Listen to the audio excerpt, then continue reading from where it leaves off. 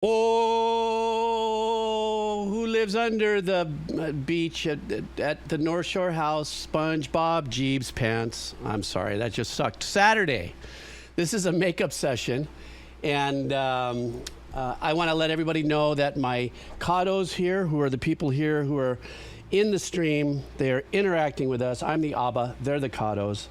And unfortunately, our form is disabled, which is fine.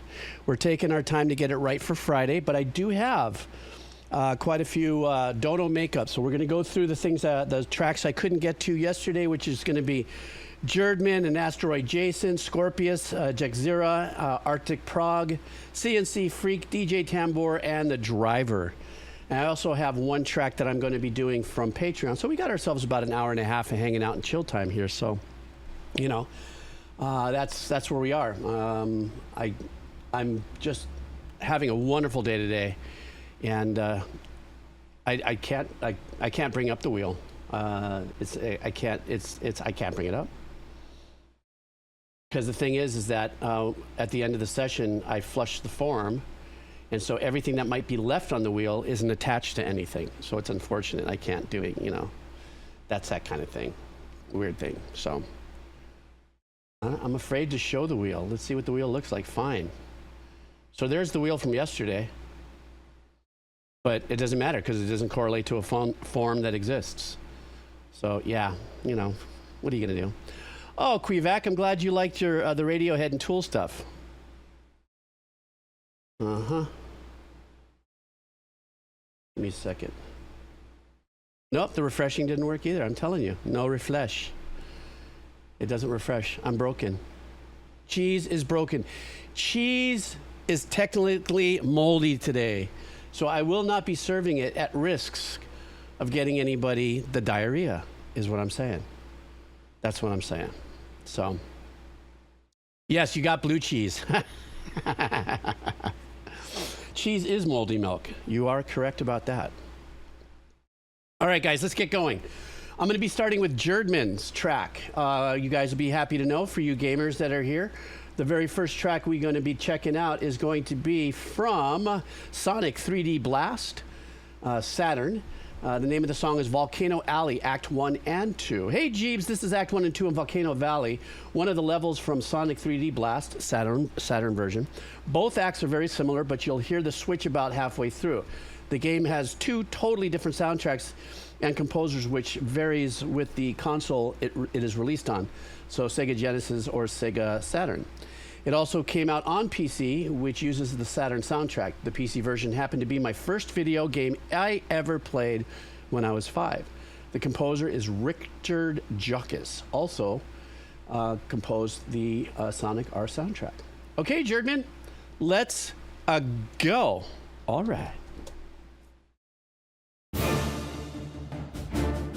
Bring it right here at the beginning. Ah, in a world.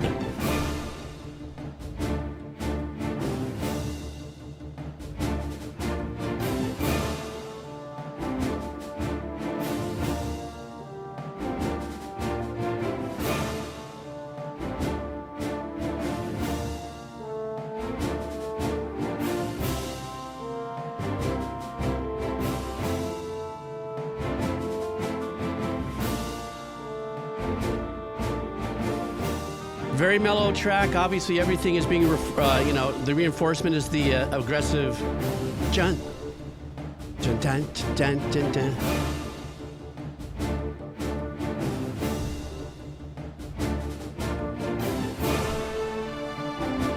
We interrupt this program to bring to you, the Forum is back. The Forum is officially back. It has defeated all the terrorists and all the debauchery that's happening in the world. Somehow, AA, prying underneath Doge, tunneling through all the code, brought the Forum back. That is all.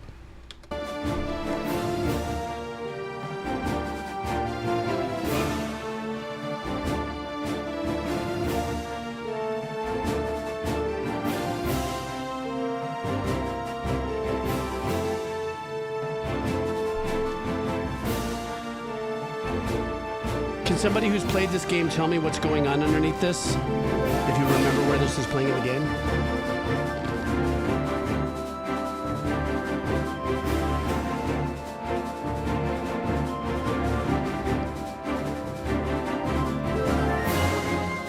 But is it a lot of action? Is it running or driving or something? Oh, volcano level. Okay. Hi, German.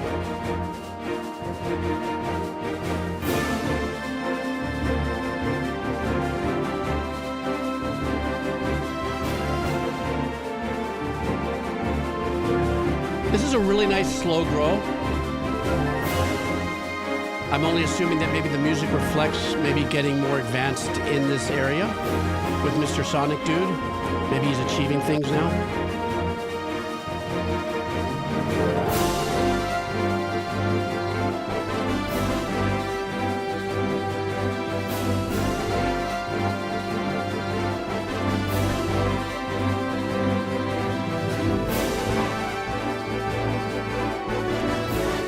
Notice everything is just getting a little louder, adding horn arrangements, a little more bold, but still the opening emphasis on that string pattern is still right there.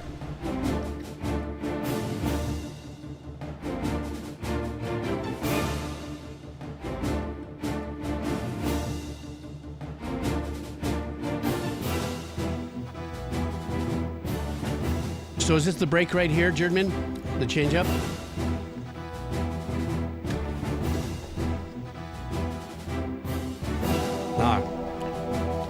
Almost seems like what they did is just actually sped it up a little bit because it almost feels like the same pattern with the strings is there.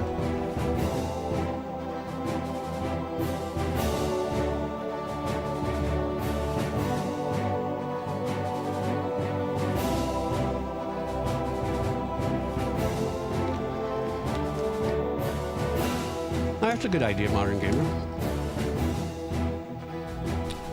I'll do that right now in this browser.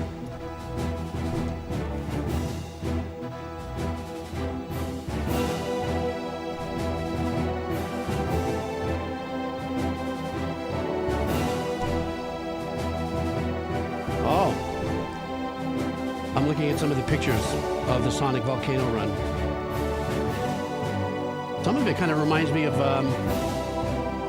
the underground of Minecraft.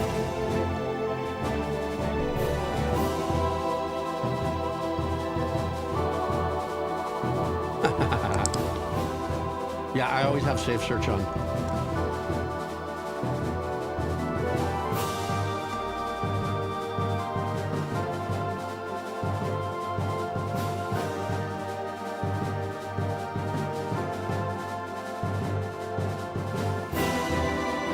So, Jerdman, I take it this would be like a lava mountain area?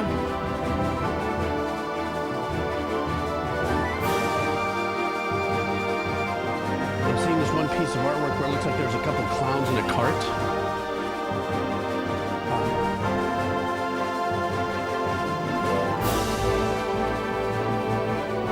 Thank you for that idea, Retro Gamer. Now they can look at that and say, oh, okay.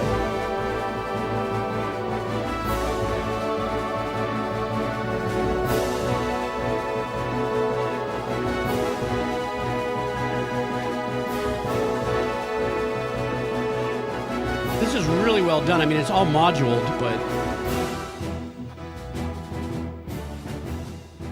All right, it goes into a loop there. Jerdman, thank you so much for that. Yeah, this is, you know, the a mock-up moduled orchestral kind of vibe through and through.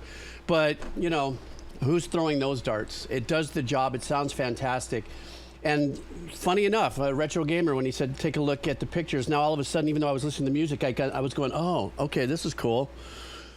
I noticed there's a picture here of the Volcano Valley zone, which kind of reminds me of the, what's the name of, or not the name of it, you know, when you go underground in Minecraft, you know, the way the lava falls and stuff like that has that kind of vibe. But it doesn't look like it would have the same cool little clowns in the clown carts that you'd have to vibe through.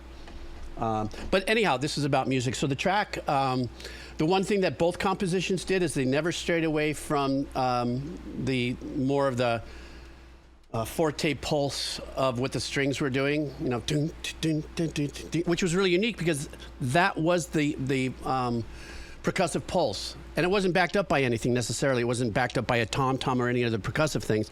So by virtue of doing that, they were able to kind of like slowly glide in some horn arrangements and stuff. And then they supported it with like a snare in kind of a marching vibe. But even the second one, it just seemed like it sped up a little faster, but it got a little fuller. Both those tracks got a lot fuller towards the end. They start kind of glowing up on the arrangement. So thanks, Jerdman. Okay, really quick, everybody. It looks like the forum is back up. Double A, thank you. But please, nobody dono boost today. Do not dono boost today. I won't be able to get it today because I'm on a bit of time. And now that I have Cheesy, I want to honor what I want to do with the Cheesy. So I've got 6, 7 more donos I'm making up. Then I'll be able to hit some Cheesy since Double A parachuted in probably on some really wonderful quality family time, came here and checked out what was going on. So Double A, if you're still here, thank you very much. And everybody here, thanks you very much. I'm sorry, where are the claps for Double A? I don't see them in the chat. I don't understand. Double A saved the day. We have to throw some Velveeta cheese on his forehead or something. I don't know. We got to save the day. Okay. Okay, so next up is Asteroid Jason.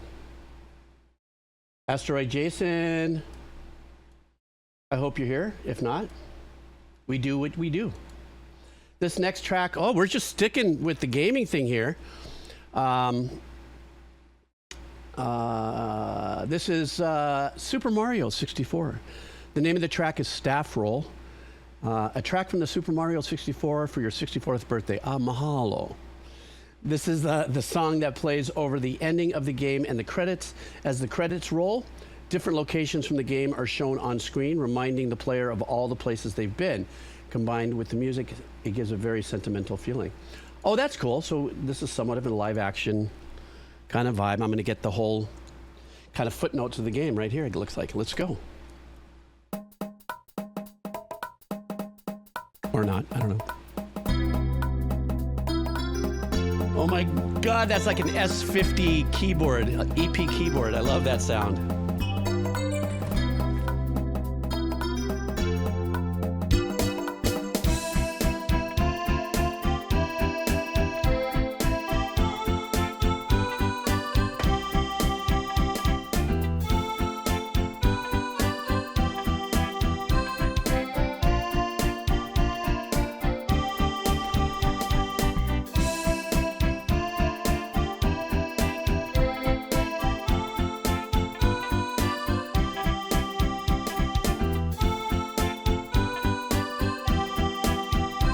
God, this seems to be really super nostalgic for everybody.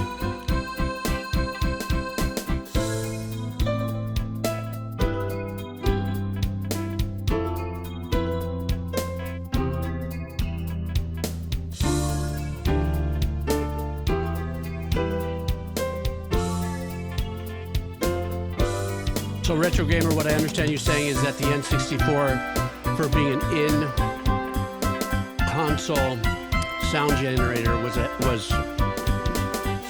way ahead of everybody else. Am I correct? That's the reason why it sounds this good?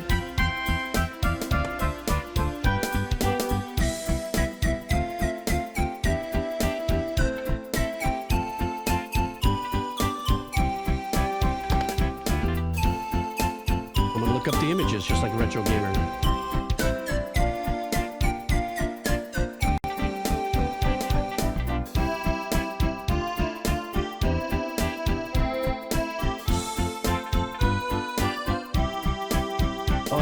Different levels, or backgrounds.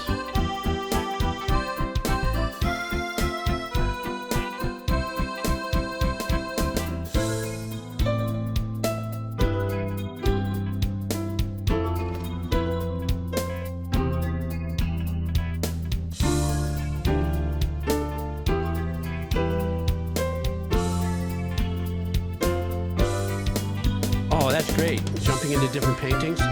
That sounds like it'd be really fun. Okay, next question is, how old were you guys when you played this, considering this is a nostalgic piece? Just put in your age, if you want.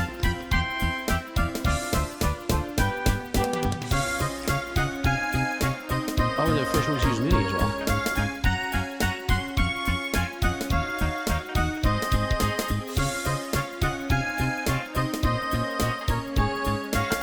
I played the original Super Mario like in 1987. Is that the same? Is this just an iteration all the way through before it was Super Mario? 69, 1 a.m., brah. Soundgarden.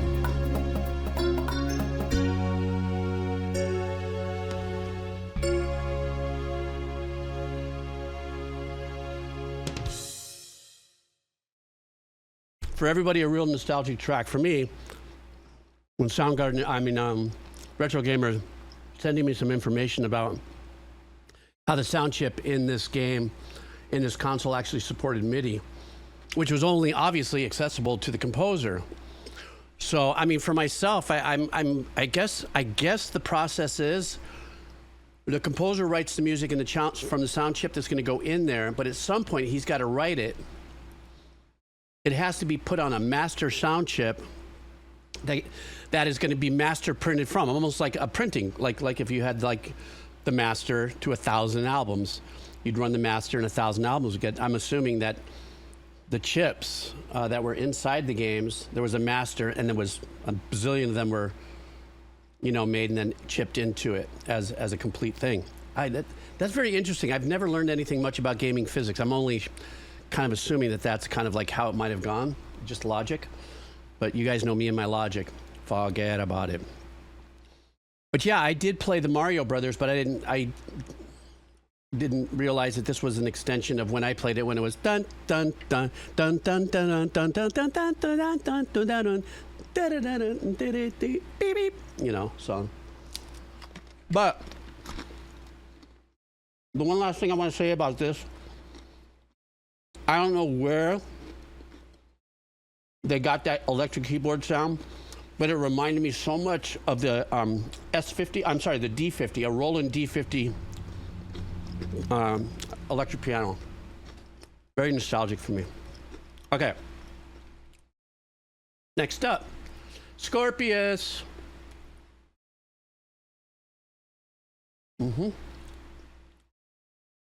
Scorpius would like us to hear He-Man and She-Ra, Secret of the Sword. I have the power. All right. Just huge nostalgia for me with this one. This is the credit song for the movie I watched on repeat when I was a little kid. That is so cool, because that's going to take you back, My mom had recorded the movie on our VCR and eventually repeated the credits multiple times on tape so I could just listen to it more. Mom, good mom. Big mom props there.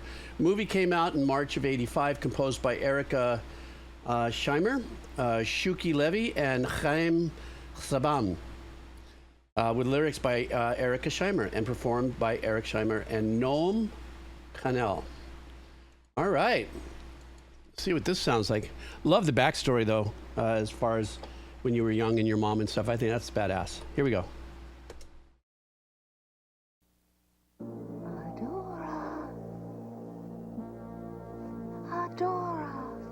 The time has come for you to seek your destiny. Let your heart guide you toward the path that you know to be right. And let this sword give you the strength to follow that path.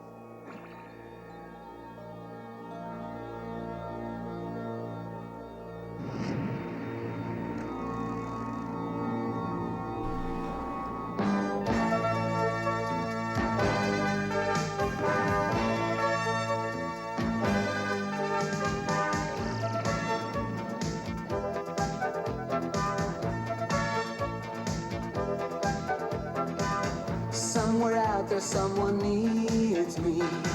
I don't know how or where, but believe me, I walk the universe to find her, for better or for worse, beside her, for the honor of love, by the power above. What a fun song.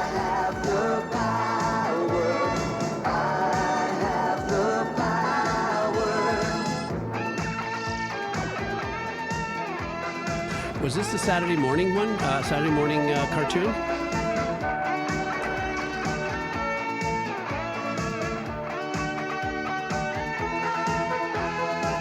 A stranger walked into my world, and when he talked, I really heard. love and peace. The joy it brings will never cease. For the honor. Why do I feel like Nightwish could cover this and it would work?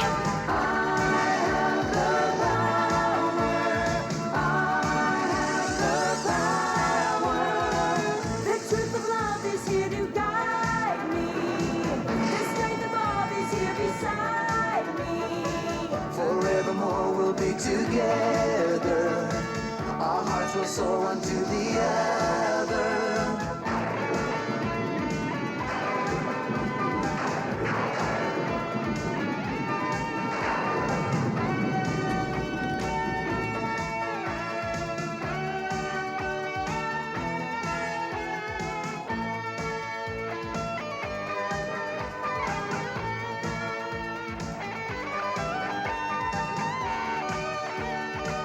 Nice solo.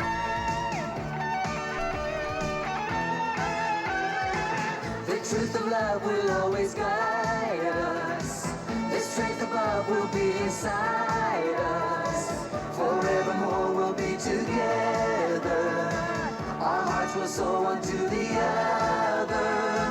For the honor of love, by the power above, we have the power. We have the power, so can you. Like that very happy ending. Join together. Join us in that happy.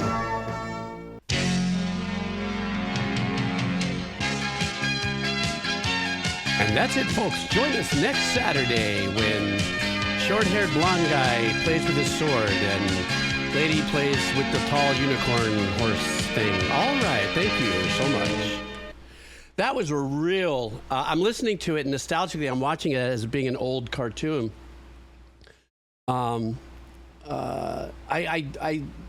First of all, I apologize that the volume on the actual recording on YouTube was very low. So when I export this out on YouTube, I'll boost it for everybody. But the track had that thing. I don't know why I thought of like Floor Jansen and like a Nightwish cinematic or symphonic metal kind of vibe with it. I think the chord changes matched with it as well.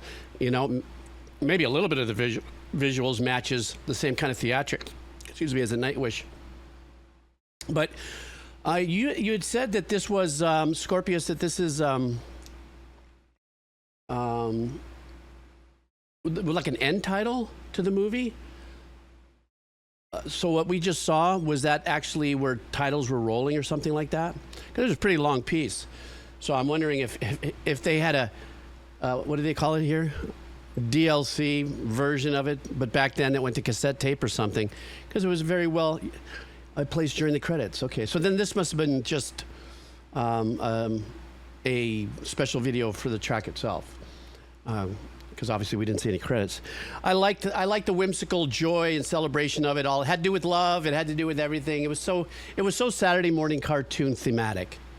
Yeah, don't you think, guys? I thought it was. DLC, yes. I love DLC. Yep. I use that word like I really know what it means, you know. I don't know exactly what it means. I think it's downloadable coffee.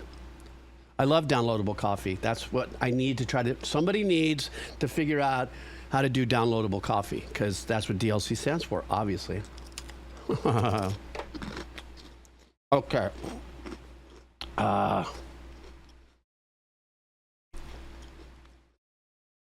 Oh my God. What kind of cartoons did I watch in the 1900s?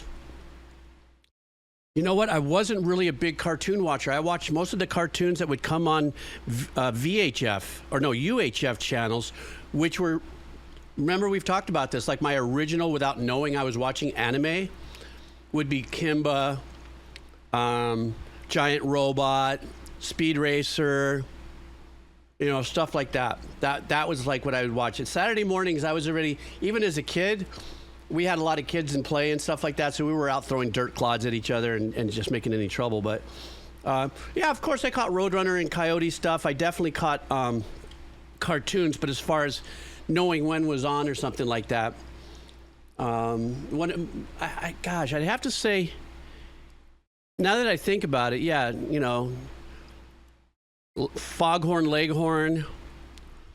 I say, boy, I say. Who else would I like? All right, now you got me to think about it. Bullwinkle, Natasha, Mr. Magoo, and his and his little side help. I forgot what his name was. That's what his side help used to say. Remember, Mr. Magoo used to have the little guy, the little Chinese character guy, and he had that really cool hat with the little ball on the beanie. And he couldn't say Mr. Magoo, he'd say Mr. Magloo. Oh, Mr. Magloo. Let's see, what else? Oh, my God. He will take his super sauce and bring it back as far as lost, and he will bring it back alive and kicking. Got to have some super chicken in there. What else? Oh, I was a madhouse for Gumby. Forget about it. Gumby, I was a goner. Sherman and Peabody, that's another one. Oh my God. Now we're opening up.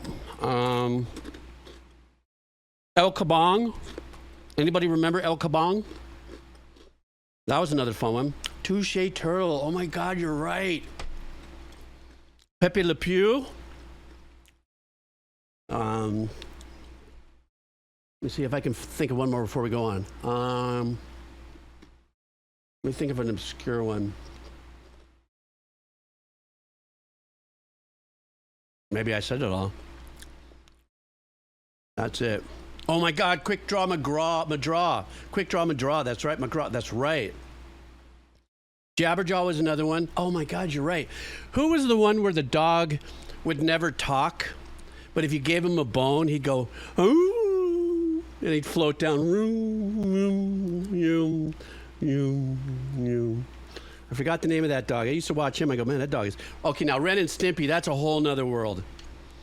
You got to have Ren and Stimpy. Precious Pup. That dog was named Precious Pup. And the little old lady. Droopy Dog, that's another one. Oh, that's right, Droopy Dog. I used to do his voice. Blue. This person. Blue. Droopy Dog. HR Puff and stuff, nah. I caught it a few times, and I would just I was like, yeah, you know. I started getting high when I was about 9, I think. So at that point, Magic Flutes didn't do it. No, I'm kidding. I'm totally kidding. I had no idea he went to do SpongeBob. Do you know, speaking of SpongeBob, that was always the theme of my birthday party. So my daughters, and now all my grandkids, like this weekend, since they couldn't do it for me on my birthday, tomorrow is going to be a giant Abbacado SpongeBob birthday party where they make a SpongeBob lasagna and SpongeBob noodles, and they decorate the place in SpongeBob because that's how I've been doing it forever. So yeah, so that's how we go. All right, let's continue on. That was a fun nostalgic run. Here we go. Jack Zira, is you in the house? Jack Zira would like us to listen to a track called from the artist, it's a game. And this one is called Kevin Sherwood featuring Malukah. Where did I get that from? Dyslexia. Falling to Pieces. Back again with the newest zombie song from a few weeks ago. It features the return of Malukah. The game, Kevin, was able to get others to help play the instruments with him. So he's been able to do some cool stuff he wouldn't have been able to do alone. All right, guys, let's do this. Once again, this is from Jack Zira. The name of the game is Kevin Sherwood, featuring Malukah, and the song is Falling to Pieces. All right. Night comes too soon again. Days run together. Someday when everyone is gone, you'll know that I was there. Into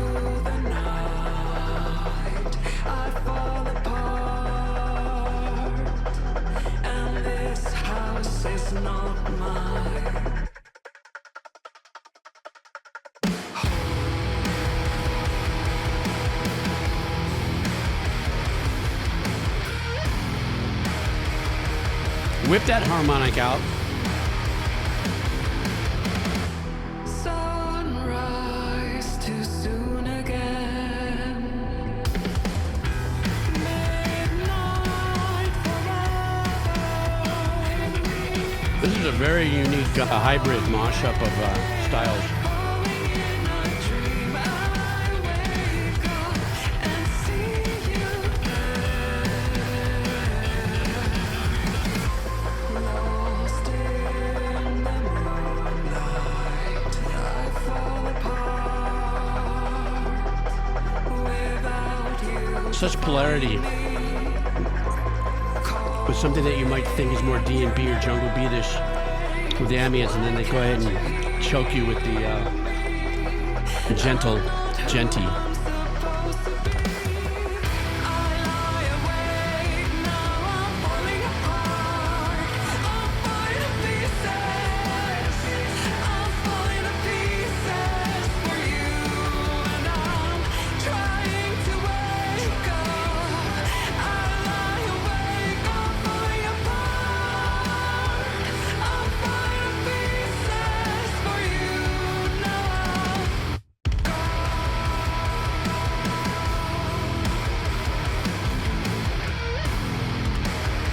I like it when they whip out those harmonics.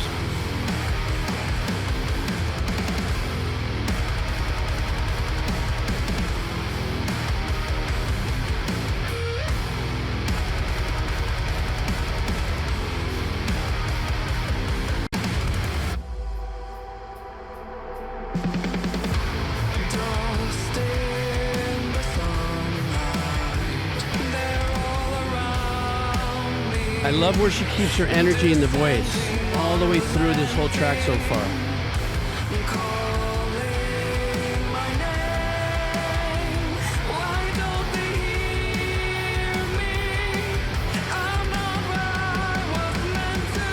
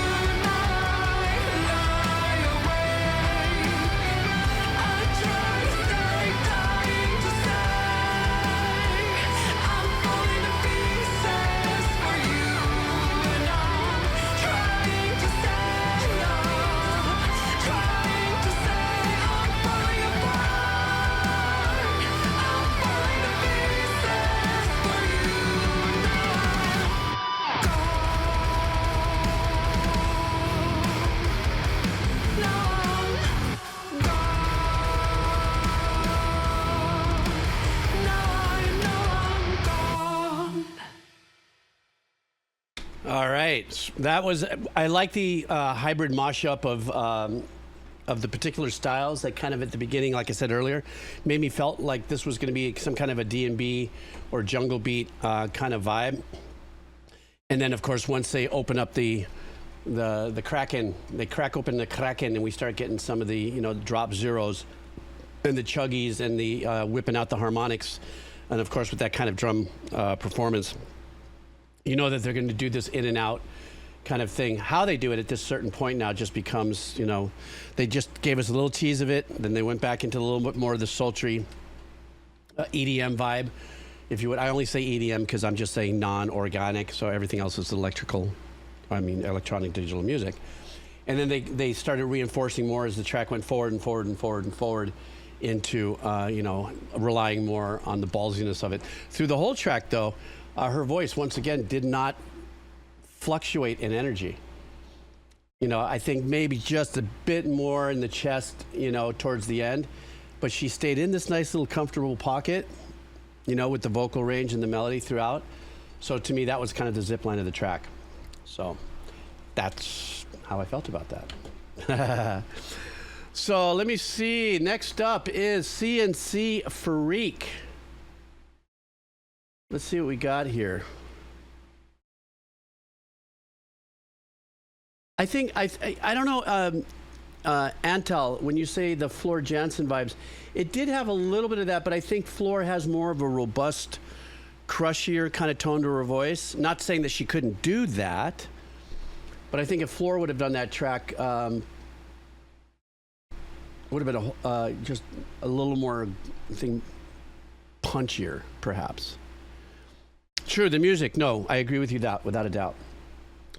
CNC Freak wants us to do a game. Oh, we've been doing lots of games this morning so far.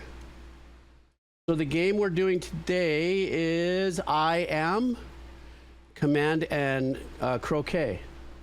Oh, Conquer. The name of the song is Destructible Times, and here's the message. So this song plays during the end credits of the first Command and Conquer game in 1995. Frank Klepacki, the drummer in this band, made the OSTs for the majority of the CNC series. The pinned comment in the video has some interesting info about the track from the bassist, I believe. Okay, hope everybody enjoys. All right, guys, here we go. This is from the game I Am, Command and Conquer. The track is Destructible Times. Let's go.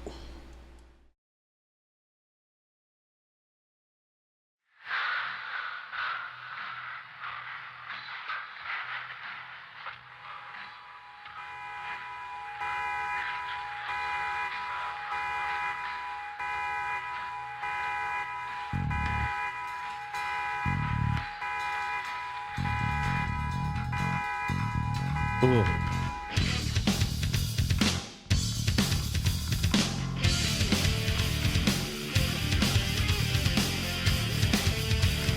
Giving me a little bit of Van Halen, Sammy Hagar era. All right, maybe not now. Not a little new metal yet.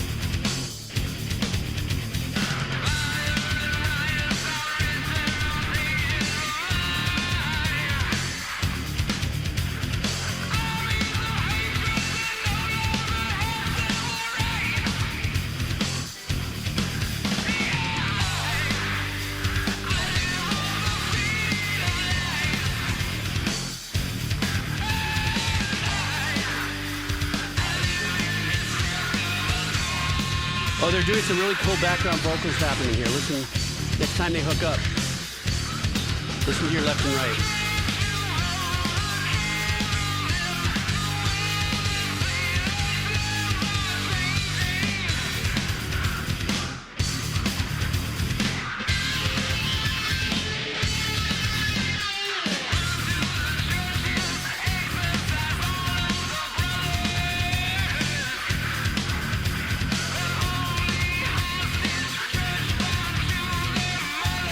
Has, you know, more of a thrash metal vibe, yeah?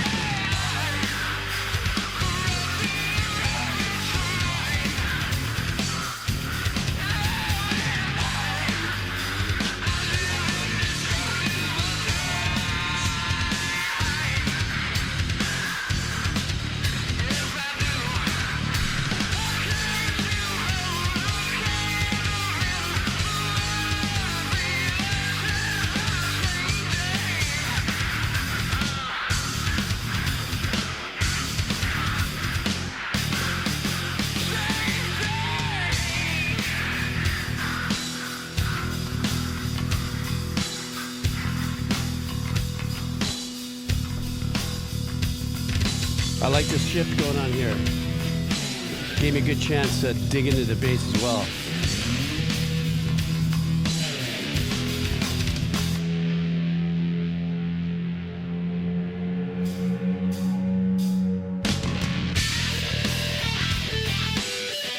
Looks like the overheads are left with the original room tone.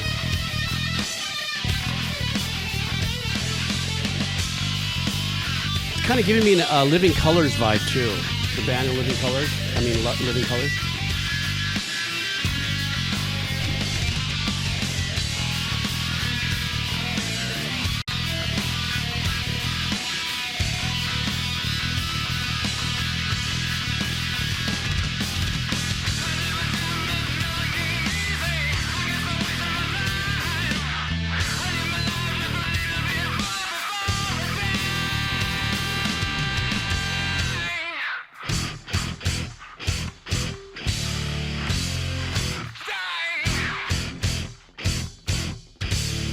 Neck jerk.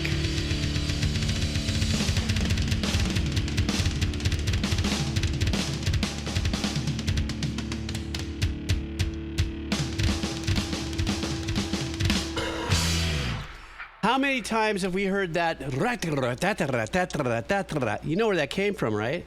The birth of that so well used, never overused fill coming from John Bonham. There's no two ways about that. I've never heard it before that. Yep, Moby, that's it. Big fat call there, DR. Exactly. Great track. It definitely had, it pulled me through a couple genres when I was trying to go for the feeling of what it really was. During the solo, that's where I felt the Living Color vibes. The other times, there were some vibes that I felt, which was, what was the name of the band? With the guy with the top hat played the guitar, and the guy who would sing would be like, "Take me to the jungle where I got to make a do," or something like that. What was that band's name? I forgot. Oh, Guns N' Roses, right. So it had kind of a Guns N' Roses kind of vibe as well. There was a little bit of that, just a little more dirty and just chunky, you know. But as a track, I guess it was more, Slash and those guys. Yeah, I guess it was more, it had a Slash vibe to it in the rhythm playing of it. But apparently, very well-known track against the game. And yes, chuggy chug chugs.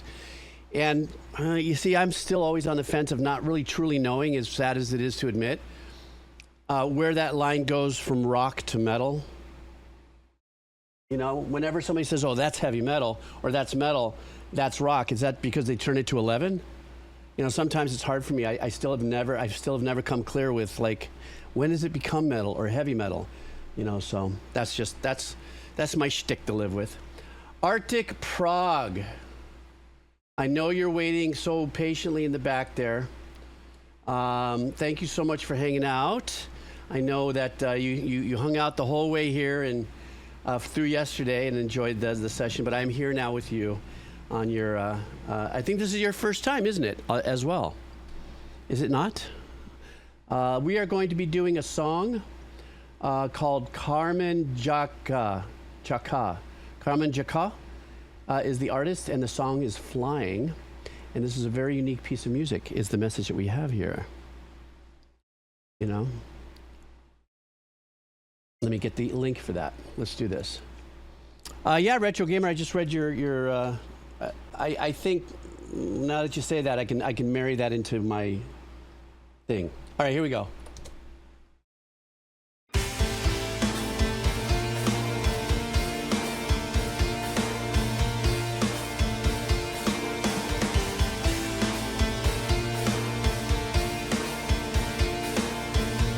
Yeah, this is my jam, this kind of stuff.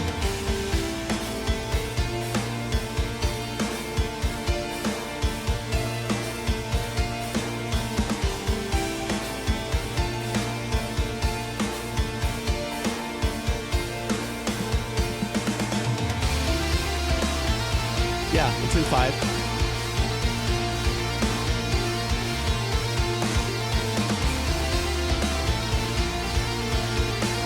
I love where the piano is sitting on this mix.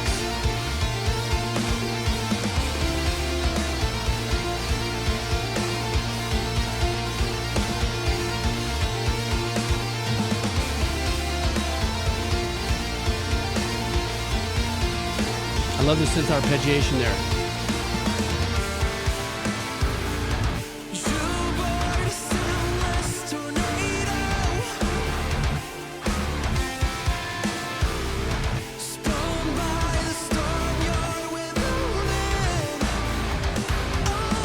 Wow, I'm getting Periphery vibes.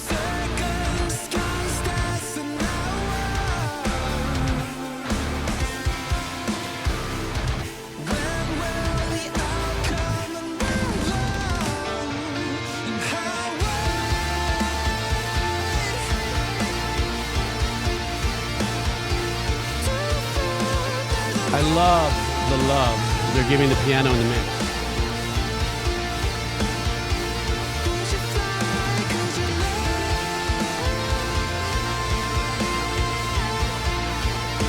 Vocals are great.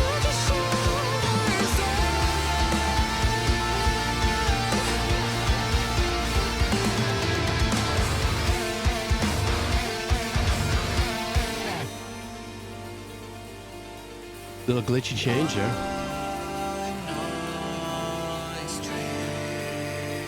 Oh, that's a good call, Antal.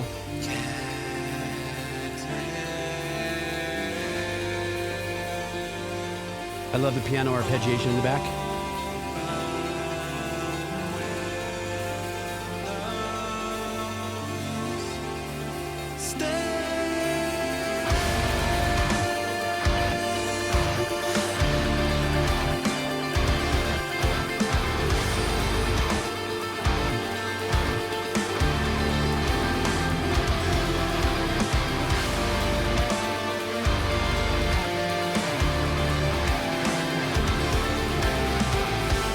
A lot going on in there. The one thing that I love through this whole track too so far is that hi-hat locking in on the eights.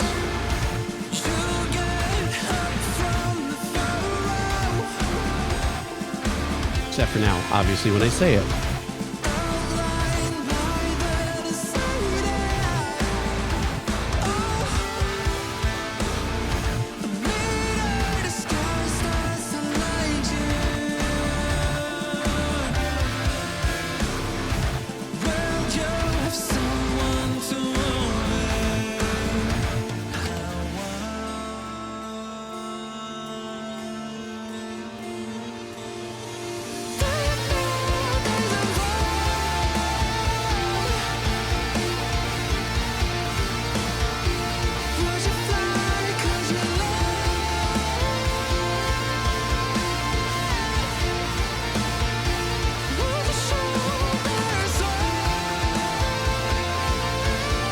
There's three different patterns happening there.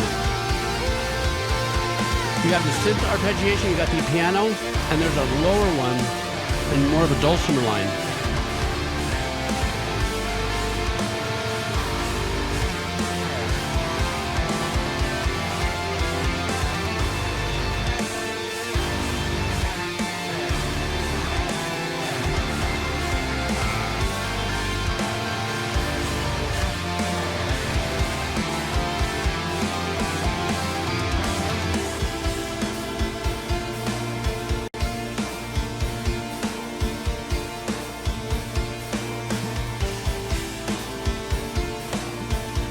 I love how the kick is matching the pattern.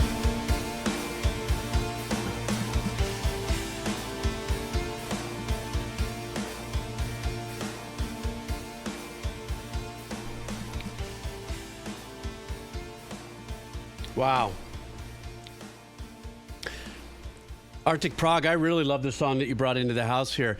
The chunky cheese of it was written in 5 and stuff like that. One of the things that kind of makes it the fun thing to listen to, and it doesn't get too like over-ended on the 5, is the fact that the hi-hat is just holding these eighth notes that are just, straight up on about the tempo. That really kind of guides itself through the meter. It doesn't matter. I don't care where the meter changes. You're still having to have this kind of go through it. And also, what I enjoyed dissecting, if you would, is how many patterns they had going, especially at the end. You could hear them all come in. They slowly introduce each one of these patterns. Obviously, the predominant patterns, the keyboard. Do do da do do do da do do do da do da do do. Excuse me. But then that other synth pattern came in, and that's the other thing too. They nicely marinated us for the first minute. You notice vocals didn't come in until like 1:20.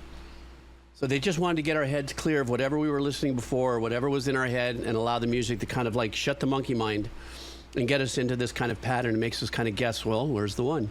For those of us who are guessing where's the one.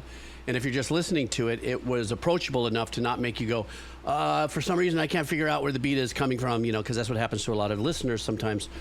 If you're really pushing the envelope of being, of celebrating the chaoticness, if you would, of meter changing, as well as God, what can I think of the other word? My goodness, I love getting old, but I hate getting old. Syncopation.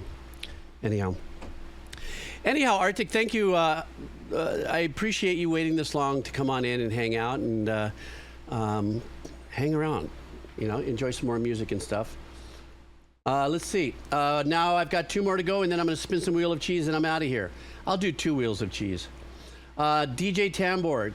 Tambor, are you here DJing by chance? By any chance, are you DJing, Tambor? All right, where is he? Where's DJ Tambor? Hello. I don't know. No DJ in the house. See what we got. This is what he wants us to check out.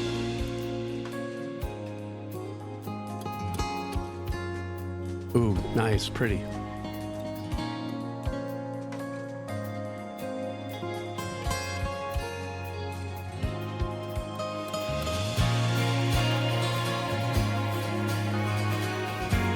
Real nice.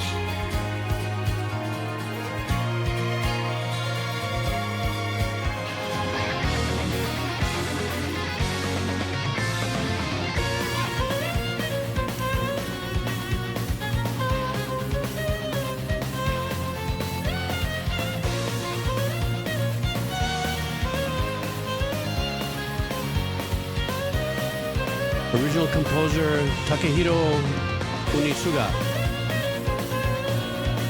Arrangement by Yukihiro Jindo.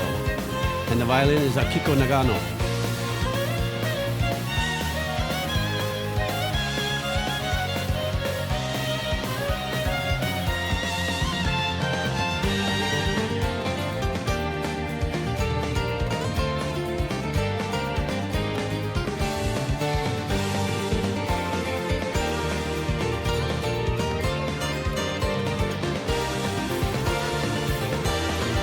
So thematic.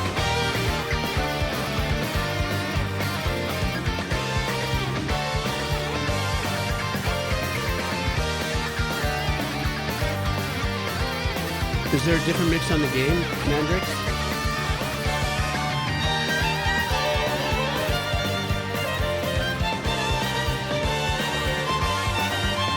I like the harmonies on that.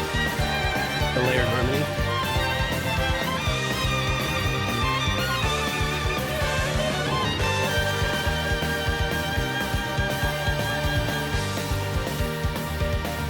Nice piano work. Another Nightwish style vibe here, right?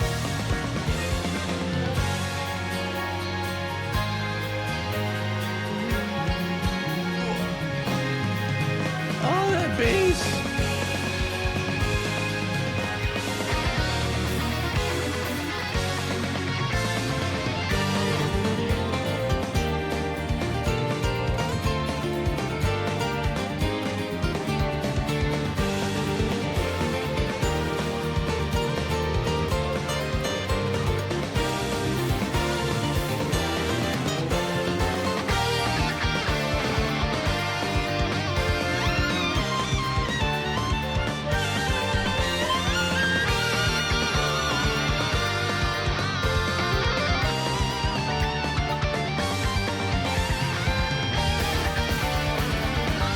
Wow, great guitar work, jeez.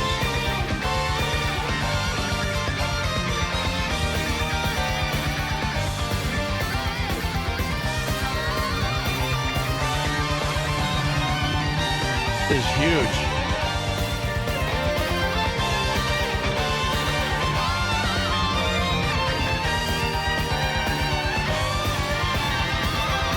There's so much melodic counter arrangement going on here. It's hard to keep your ear pinned to one.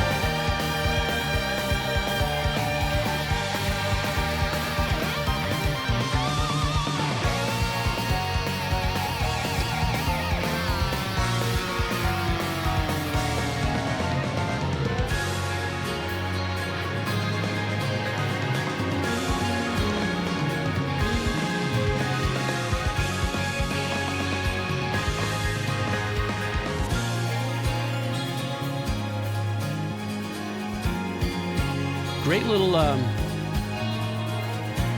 a little bit of a Yes vibe in there with the guitar engineering composition.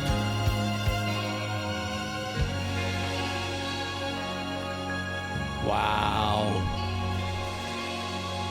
So based on what you guys are saying, is this, I take it, a cover of sorts. I mean, because I'm noticing here on the very first comment, which I can scroll up now, I don't care.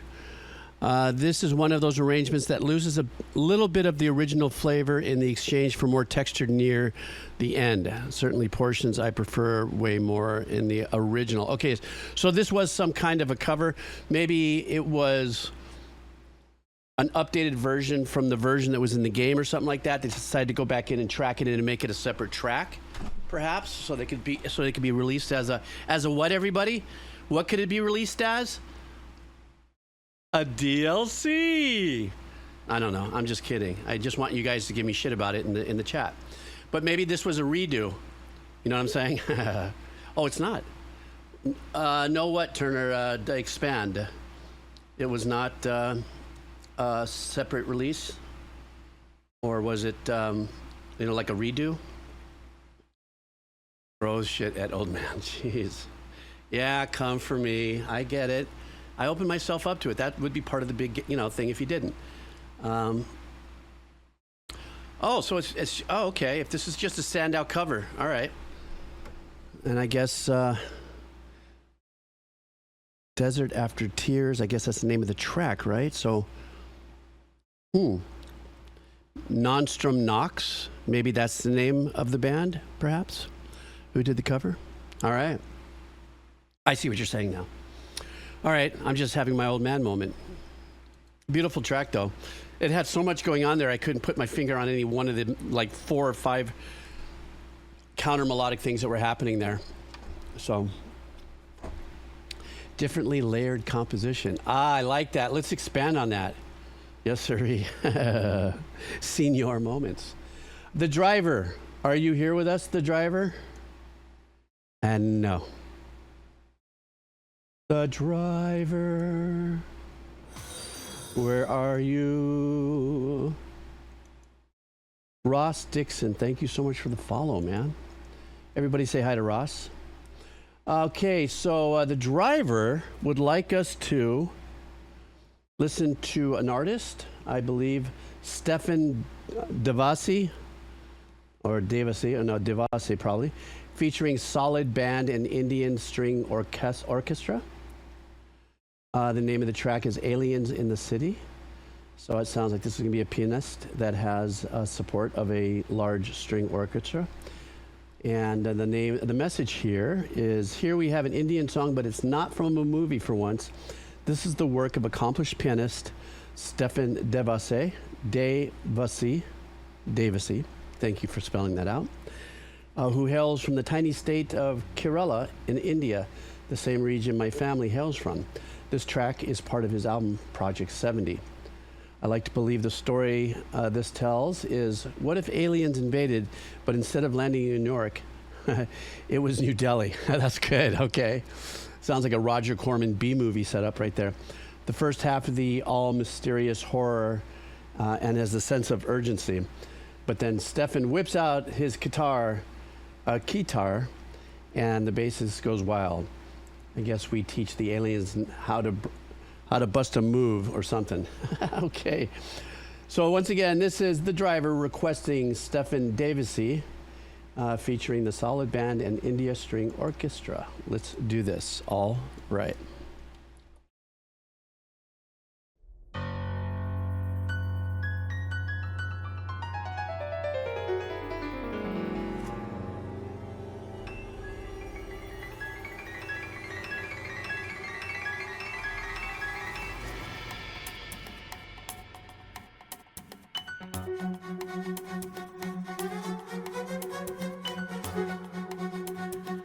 Oof.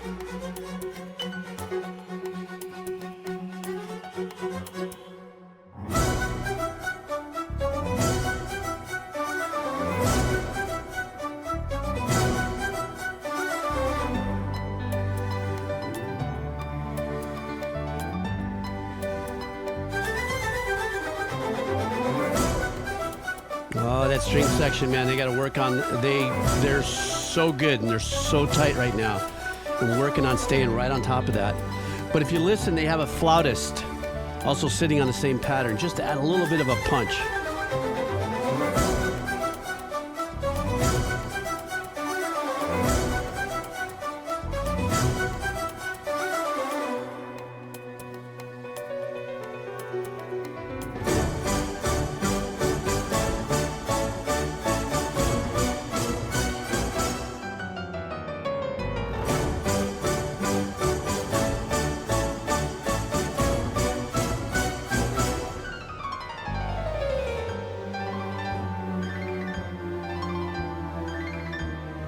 Nice.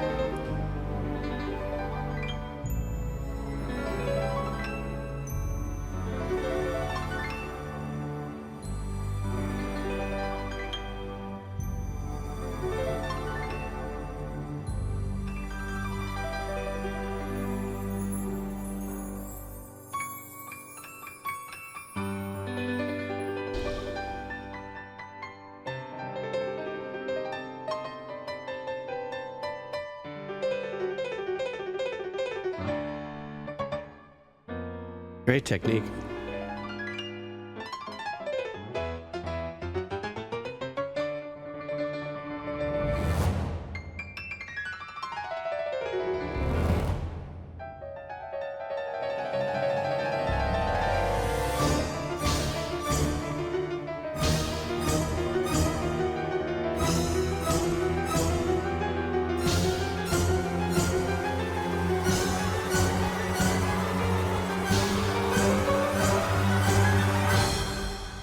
They're getting a really rich, like nice, beefy sound out of a small section.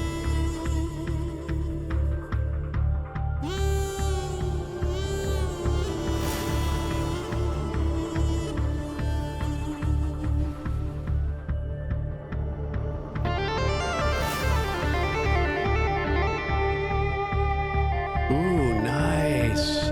It's got a little bit of a Moog vibe to it.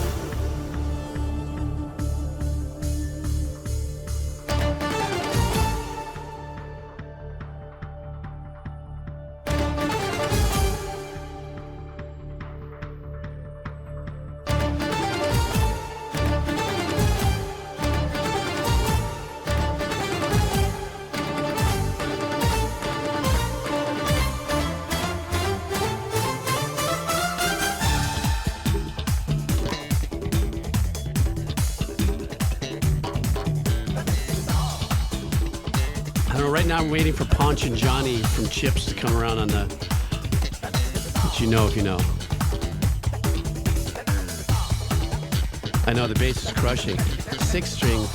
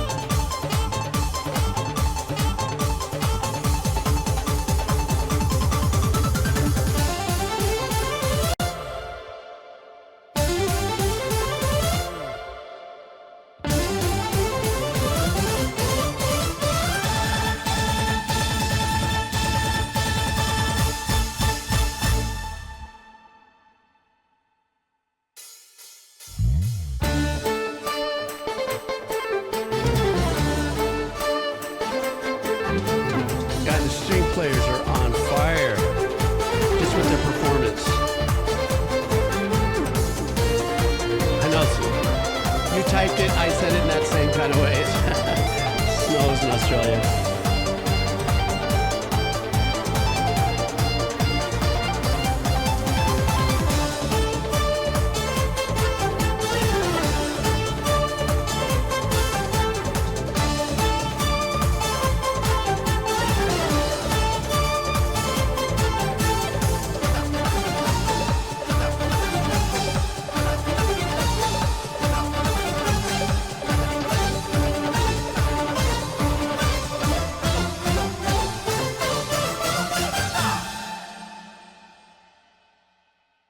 Wow, that was so badass, and that was so tight. Nice little switch up when he jumps over to the guitar. The track really had a very straightforward with the kick, just keeping us in that ga ga ga ga. But man, the string section was so freaking tight and so important. It's so easy to lag behind and stuff like that, just by virtue of, a bowed instrument at that speed and stuff like that. It's trying to stay right on top of the, right on top of the beat, literally. That's why I said earlier, it was a nice touch to have the flautist at the very first half of the track before it turns into the sax and the guitar and stuff like that. Had the flautist was playing identical with the strings, because giving it just a little bit more of a punchy, vibe to it. The other thing that I really enjoyed about it is, even though this had kind of a very Bollywoodish maybe with the standard drum patterns and stuff like that, they still kept a really nice balance of more traditional percussion playing with the congas and the percussive side of the arrangements. I also liked that the composer occasionally did the, when they would count it out, which is actually part of a percussive language that I'm just vaguely familiar with. But I liked that it was just such a very well-rounded composition that addressed, or in our ear, in our ear balls, gave us elements of different. Let's say generations of music, kind of flexes on that. So, but yeah, no, hey, there's the driver. Yeah, that, excuse me. That's what I'm pulling from it. I enjoyed it. How are you, driver? And were you here for the rest of that? Sorry. Maybe you came in towards the end. All right, guys, I'm going to do 2 Wheel of Cheeses and I'm out of here because I got to do things, and I wanted to come in here and just do things. I got more things I need to do with my do. Cheese, now I'm going to refresh. And we are doing, let's go, let's see what we got here. Let's see if this works. We don't know if this will work, it may not work. What if it doesn't work? Nothing over 7 minutes. Everybody knows the rules. Anything over 7 minutes. Oh, wow, we got quite a few people in here. We have our usual suspects. I could see Lisa's in here, and Shadow's in here, and Learn, and Little Panda, and Blind Element. And it's like the gang. Like, this is Team Kados here. I could see the Team Kados in full regalia. Okay, are you guys ready? Are we spinning? Thank you for that, Retro Gamer. I just read that. I appreciate it. Okay, here we go. Stand by. 1, 7, 9. Oh no, it's not spinning. There we go. Stop. I'll slow it down. Slow. Oh, maybe it'll be. All right, Scopeeby. What do we got here for Scopeeby? Yay! Scopeeby wants us to listen to a track. It's a game called, really? Mouthwashing? Is that a game? Okay. It is called Mouthwashing. And it is, the song is The Windows Are Plastic. Looks kind of trippy from the thumbnail. Let's do this.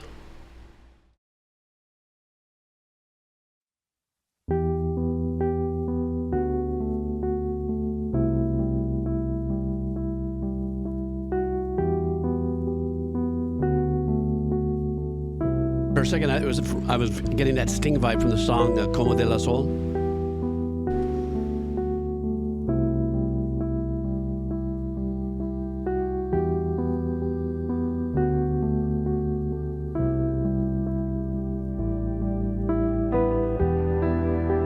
Ooh, I like this. It's got the feels for sure.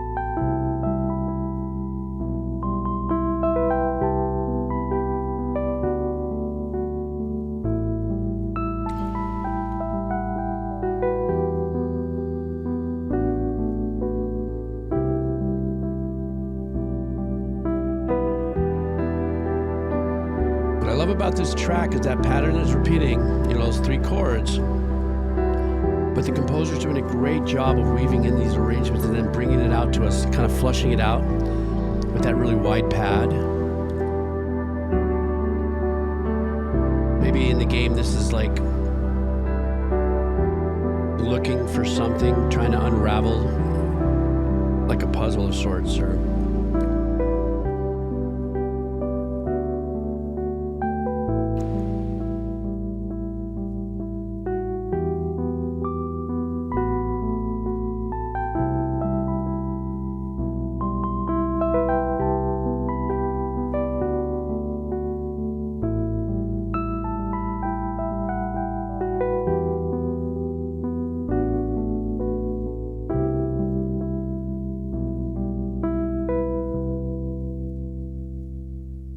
is that it?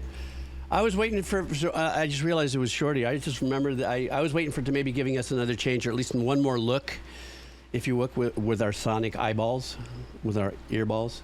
One more stretch of that pad to come around to kind of weave us back into it. So kind of a soft, sad kind of a thing, kind of vibe. So I really enjoyed that. That's something that I need to practice, obviously. Not practice, but I keep on forgetting how some wonderful arrangements can come out of just tinkling around a couple of 3 or 4 chord changes, or 3-3-3-4 turnaround, and just letting it just kind of roll. There was no percussion in that either, too. So it left it very, very much it's like a soft dance on your soul, but with stilettos. I don't know why I came up with that. Leave me alone. I'm just saying. Next up, more Wheel of Cheesy. Let's see what we got going on here. Is somebody banging me on...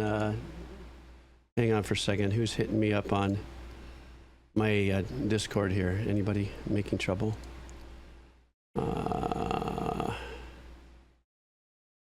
Oh, really? Okay.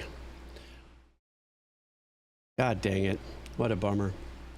All right, guys, we'll deal with this after the stream. Okay, next up. Let's see what we got.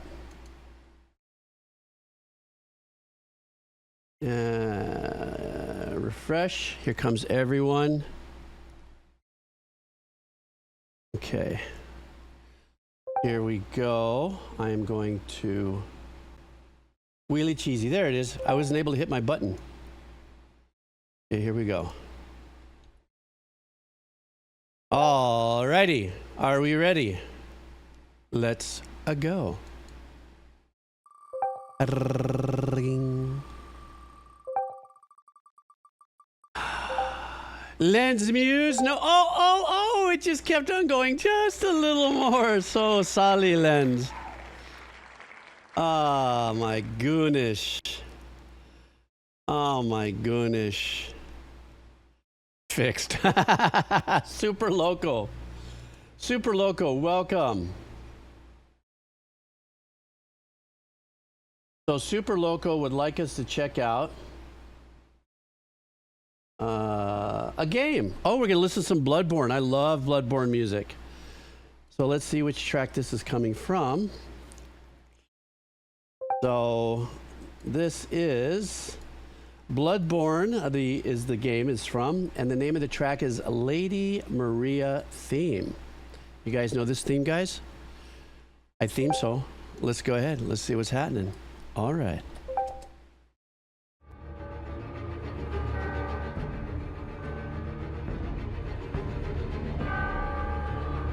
God, I love this music here.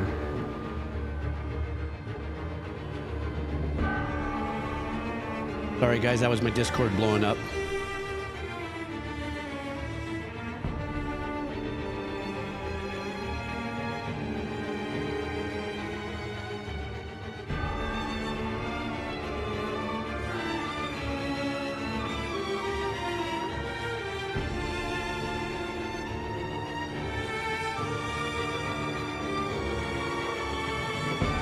I love the light dancing ostinato at the top with the strings.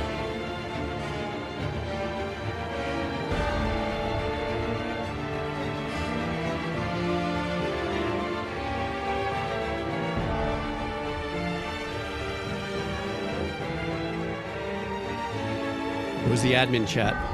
Turnip.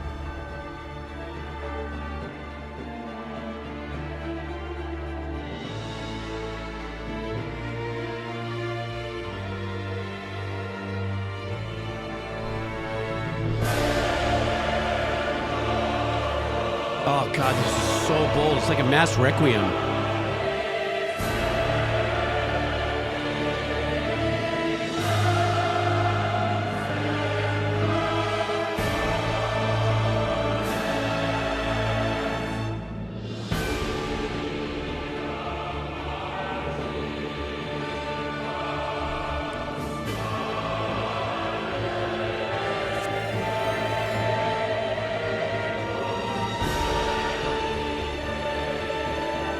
God, the effort and the energy in this score.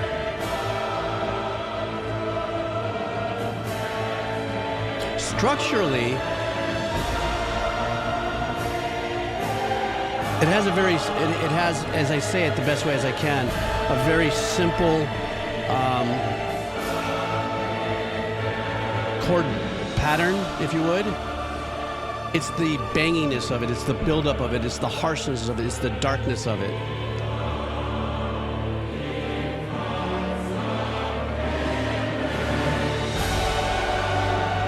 Hey, Two-Eyed You, what's up?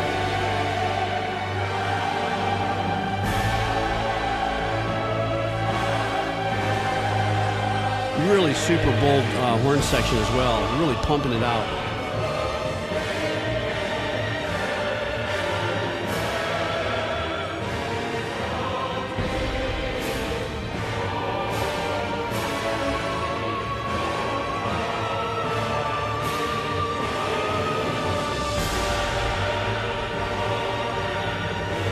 Oh shit, I'm stimming.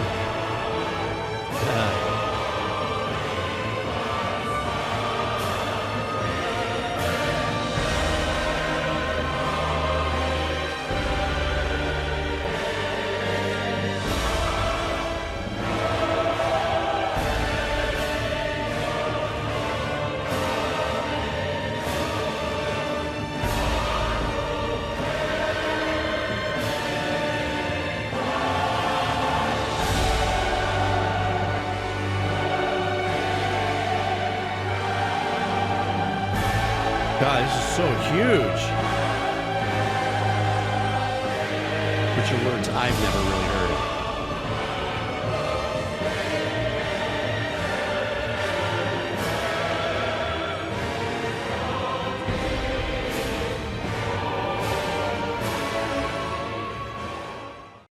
That was amazing. This Nerf pellet. So apparently, though, then the way it stopped, it means is there's obviously something that continues on. You guys would know better. That I guess it says here that it's Lady Maria, and the name of it is the Old Hunters. So maybe this was a boss fight, yeah, something of that nature.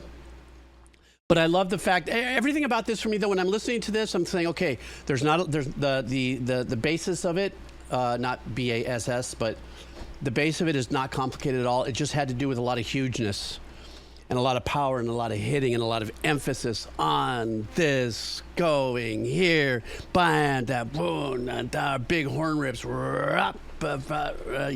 But in the meantime, to keep a little bit of the edginess, there was always that little ostinato that was happening. What I liked about where the ostinato was also, it was like in maybe like a string Devassy. There was just a smaller section of it, always keeping that ticky ticky ticky ticky ticky ticky ticky, because I can hear the other section, part of the strings carrying on in unison, just part of that build and stuff. So, yeah, always a driving grind on this. So this had to have been, I don't know, maybe was it a boss fight of sorts? I don't know. All right, one more wheel of cheese, for gosh sakes. Let me do one more wheel of cheese. And so, yeah, one more wheel of cheese. Why not? What time is it? Okay, I've got 12 minutes. Okay. Okie dokie. Oops, sorry, job opening. I suck. I hit the wrong button. This is for nothing. Don't get excited. If you win, you're not winning. I'm sorry. Forgive me, 150 discipline, or I apologize. I won't remove you from the wheel, though. So you'll stay on the wheel. Okay, I'm not removing you, okay? So I made that mistake. Sorry. But you'll stay on the wheel. See, you see you right there? You're right there, 150 discipline. So I did not remove you. I know, it happens. This is why I only, I have a short window of opportunity with my brain cells in the afternoon on a Saturday, as I'm just saying. All right, guys, here we go. Ready, and hike.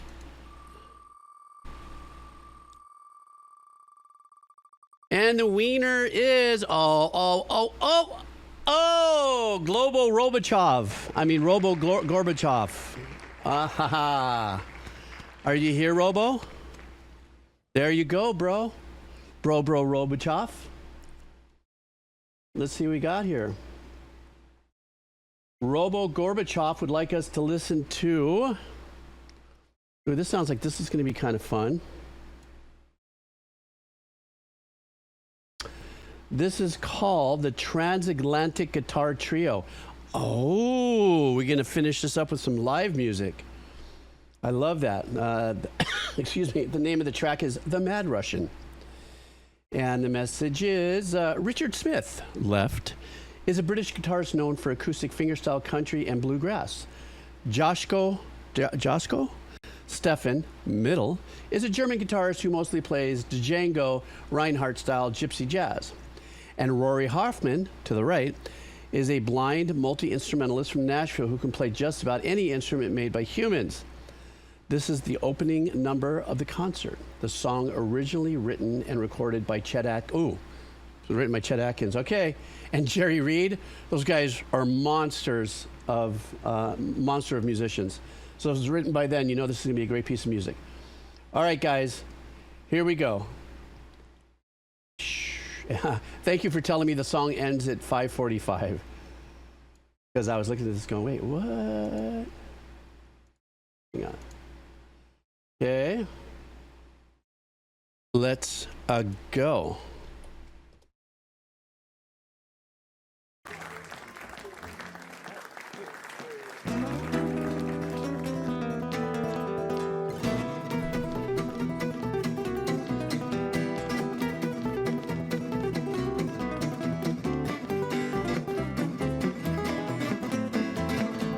Wow.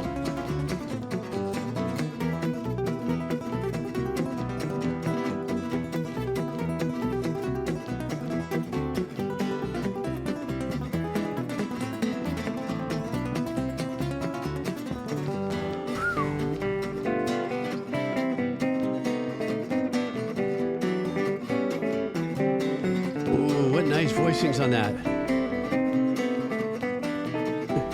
I'm on with the perfect emote.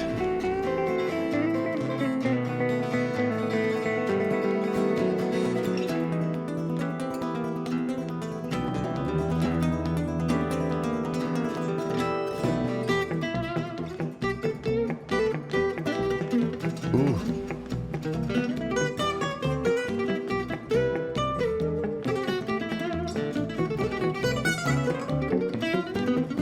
What incredible technique. I love his right hand. Some great muting techniques there.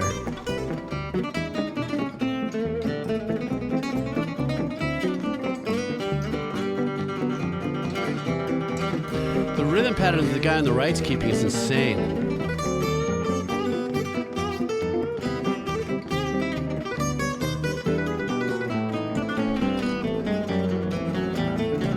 That guitarist that you're talking about on the right there, he's blind, and this is, I've seen other guitarists who are blind actually use that technique. It's a little easier.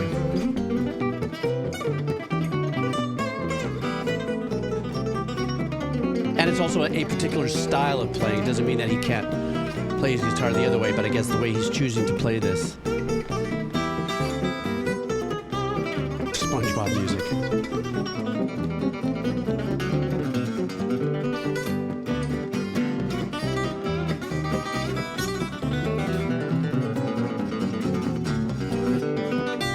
I love that phrase.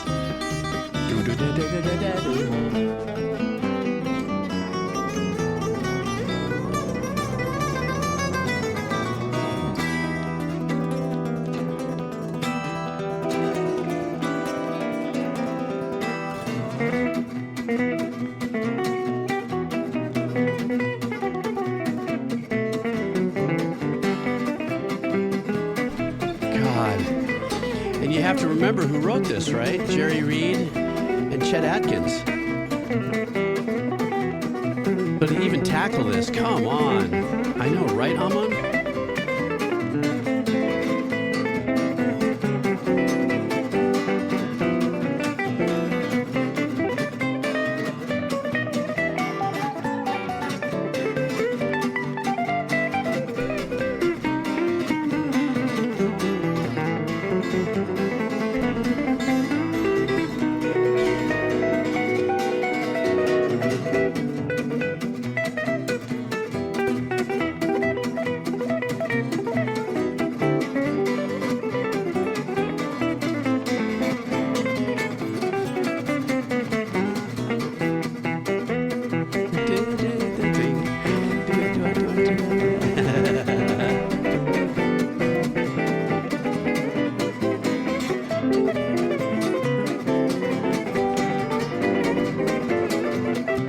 It is a great sound. It's amazing. And I think all three of them have a line in direct and mic.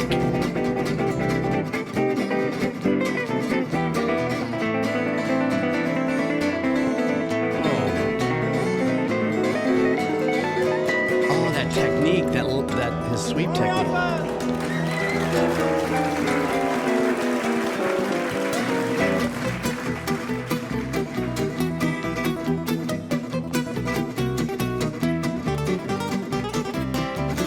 Gives the engineers options in blending. It's a widely used technique.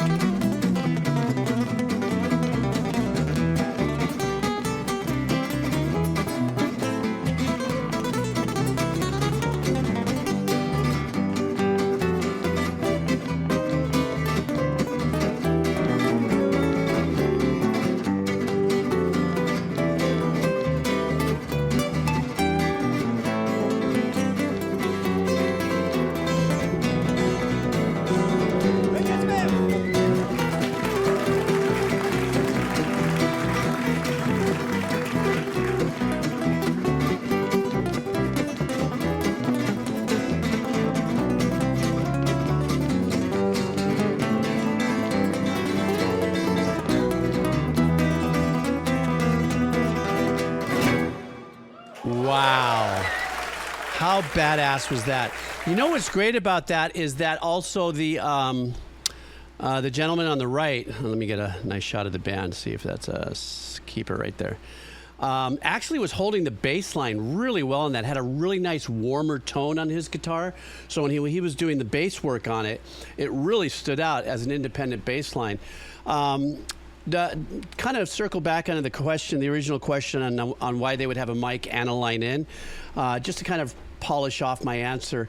Having a direct line in or a DI without going through anything else, guitar straight to console, unless you use the DI box, if you wanted to as an engineer, and then having the mic actually gives you the support of, I mean, a mic'd guitar when done well obviously is going to have, you know, the air moving, if you would. You get a lot more of a human kind of what your expectation response to a guitar player playing in front of you, the tones of the strings, the G hole, the body of the wood and the body and all that. You get more of that going on in there.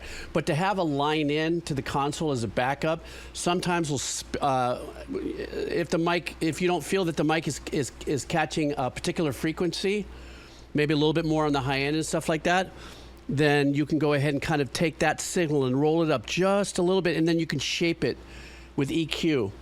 So it really, what it is, it just adds more of a little bit of, in my druthers, I would obviously always use mic'd, but I've had times where I've sat and I've ran actually 3 cables, 2 mics and a direct, so I would have the options to dick around with it in the mix and see which way, or for that matter, if I wanted to make it a little thicker in the mix by doing trickery, you know, and making it depending on what the arrangement was, a doubled vibe. So, you know, yeah, that's that.